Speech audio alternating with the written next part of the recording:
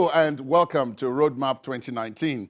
This is the forum where we talk to major stakeholders in Nigeria's journey to the 2019 general elections. I am Ladi Akeredoluale. Thanks for joining us. My guest on this edition of the program says he remains resolutely opposed to the EFCC's method of fighting corruption, describing it as a trial by media. He also says even though he supported another aspirant during his party's presidential primaries, he will abide by the party's choice of candidate. Now, please join us as we talk to the governor of Nigeria's South state of Rivers, Mr. Nyesom Wike.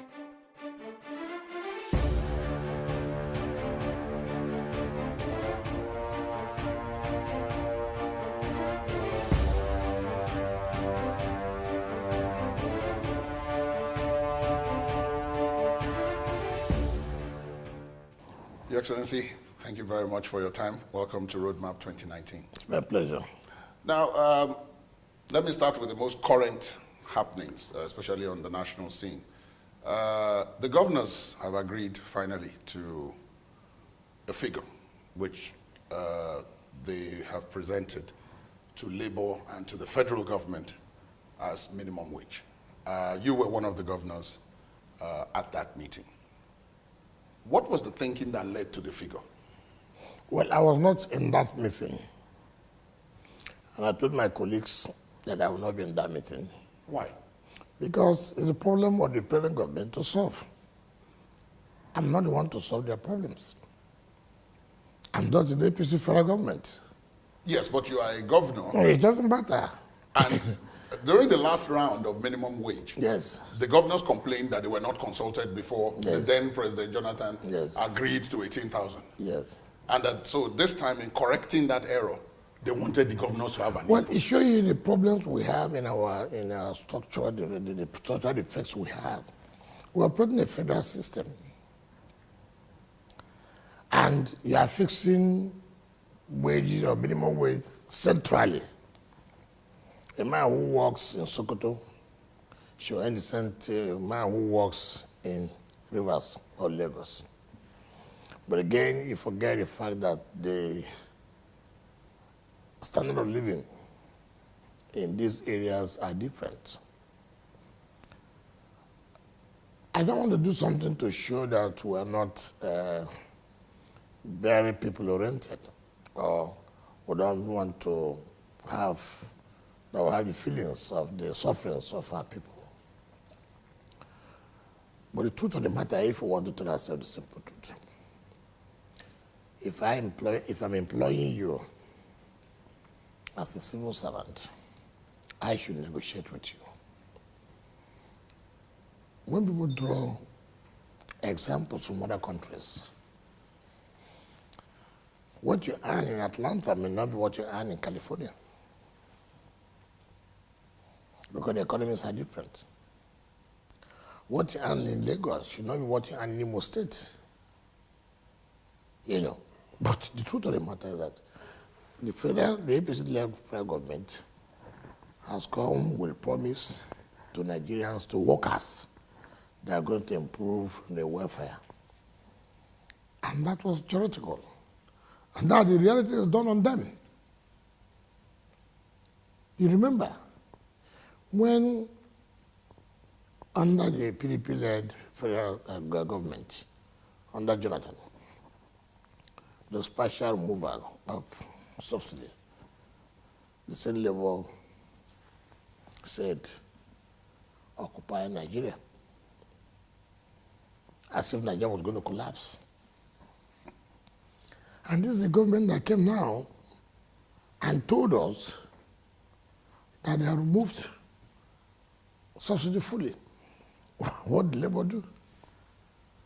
The same Labour that was shouting then couldn't do anything now. Somebody came with a partial removal. Somebody came with full removal. Even at that, we even discovered that we are still subsidizing. That was going to be my next question, What? because Sorry. the meeting at which you were, Yeah, I was not in that meeting. you were not at the minimum wage meeting. Yes. And now you've explained why. Yes. But you were at the meeting with the president of the governors of the South states, Yes. the oil-producing Yes. states. That had to do with derivation. Well, we agreed not to let the people know what to work for, but ideally, it for the benefit of the people of the South Side. It had nothing to do with politics. Yes, but because this is economics now, because the subsidy you were talking about earlier, partial or full, is now being called cost recovery, no longer subsidy. That's what the NNPC calls it now. Well, whichever language, whichever time they may want to give to it, Nigerians know that you are not telling them the truth. And that's what's one thing in this country that people play to the gallery. And I told the president of the Nigerian Labour Congress, when he came to lay the foundation of the Labour House here, I said, look, when Jonathan was in power, he felt that the country should collapse. That's because he shouldn't talk about the removal of anything called subsidy. That whether it's partial or whatever shouldn't be. And for the survival of the country, the president did what you could do to sustain the economy. Now, the present APC government that's in place has said they have fully removed subsidies. What did you do? They will come to realize later that the subsidy is so you see, that's why some Nigerians are something else. They forget history, they forget yesterday. And the whole thing has done on them now.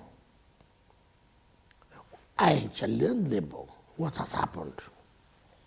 I'm not carried away by the threat of Labour mobilizing workers and this. I'm not carried away by that. So for me, my business is not to help the present government to solve their problems. They told Nigerians that they will solve problems. So the problems are there for them to solve. Your Excellency, earlier, even before this minimum wage thing now got to the climax it got to now, I remember seeing you on television at an event where you had said the whole idea of a national minimum wage will be difficult to implement. That because for you as governor of River State, for example, your capacity to pay is different from the governor, say, of Zamfara State. Yes. And that therefore, if we are to face reality, each governor should go and negotiate with his workers on the basis of what he can pay. Otherwise, there will be disastrous consequences. Not only that, you can't have a minimum wage when you cannot review the revenue sharing formula in the country. The federal government takes not less than 57% of the revenue that comes to the country. How much does the state take? And then the local governments. Governments, yes. And look at the responsibilities. Who carries more of the responsibilities other than the states? So if I was sincerely talking about minimum wage, reviewing the minimum wage, like I said, I have no problems. But we also have to review the revenue sharing formula. More of the money should be left, should be removed from the federal government down to the states that bear the burden of the people. So if we were increasing minimum wage today, and you are still leaving the revenue formula the way it is, then we are not being fair. Many will be saying that you as governor of Rivers State don't have this problem. That regardless of whether or not, whatever they put the minimum wage, Rivers State can pay. Why? Because you have a lot of money. What is the lot of money I have? Take for example, what came this month is about 13.7 billion. Fine. What is the salary structure? What is for the wage bill? The wage bill. And then what was the cost of governance? You know, in the Niger Delta, and today for us to sustain that 2.5 million barrels of oil produced daily, how much to spend in terms of security? And then before you talk about infrastructure development. So this idea that we have money, therefore, when we see something that is wrong, we shouldn't say, even if I have money, even my state has money, does it mean we should continue to support what is not fair, what is not equitable? Federal government is taking about 52% of the total revenue that comes. And what do they do with the money? Mention one federal structure in my state. Well, you have the Port Harcourt refineries, for example. What is federal structure? you have no choice because the oil is there. Where will you put the refinery? How will you take the oil? You see, we must face the reality. And that is why I tell my colleagues, when I go to the meetings, I see them playing party lines. I said, there's no need coming to your meetings. Yes, because I was going to say, Yeah, I have hardly ever seen you in the Governors Forum meeting. Because they talk about, when you see that thing, they take it on party lines. So why should I waste my time? And that's why I said that we're not being fair, we're not being sincere. We can't play politics with everything. I have said so. We are not against the review of minimum wage. We are not against. But I say in doing that too, certain structural defects must be corrected.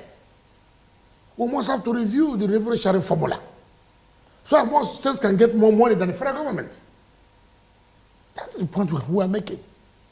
And if you read what the chairman of Governor Forum said, that how can you talk about review that will even take away the entire sum of money that comes to the state. So assuming, for example, I guess 3 billion, assuming, for example. And then the salary wage is 4 billion. How do you want them to survive? Assuming. Well, that is the situation in many states, even as we speak, with the 18,000. So we must not politicize everything. The present government made promise to them, told them, while they were campaigning. And that is why today what you see, that it is easy to theorize